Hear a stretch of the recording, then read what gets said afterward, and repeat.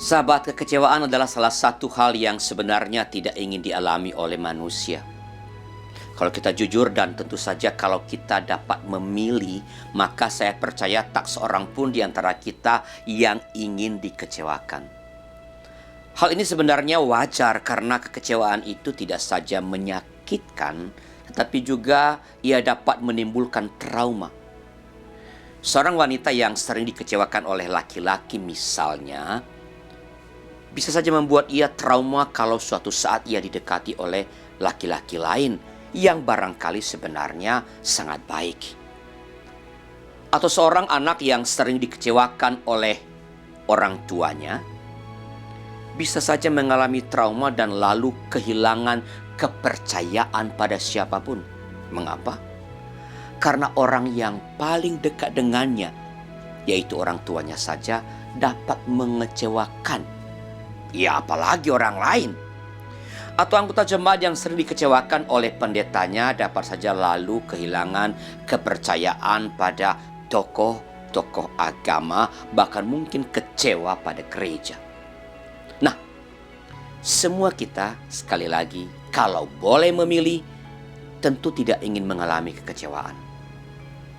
Tetapi anehnya, saudara-saudara, manusia yang tidak ingin dikecewakan itu justru sering sekali mengecewakan sesamanya.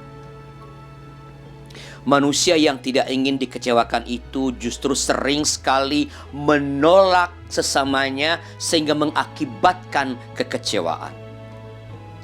Hal itulah yang digambarkan dalam Markus pasal 6 ayat pertama sampai ayat 6. Bacalah di teksnya. Di dalamnya ada 3 kelompok pelaku.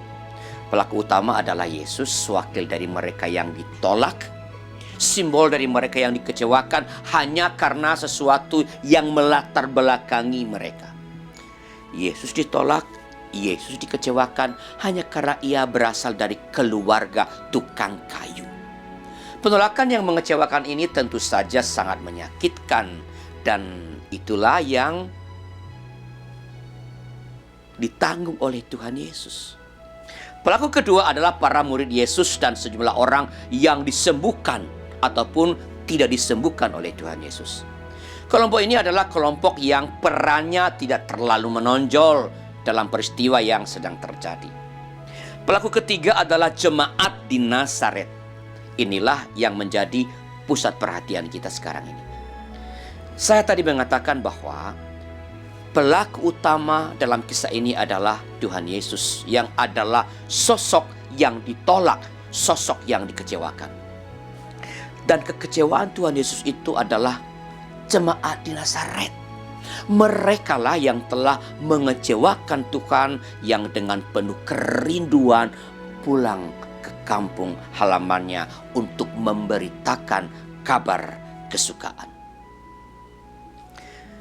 Apa saja yang telah mereka lakukan dan mengecewakan Tuhan Yesus? Ini akan kita bicarakan dalam episode selanjutnya di hari Rabu depan.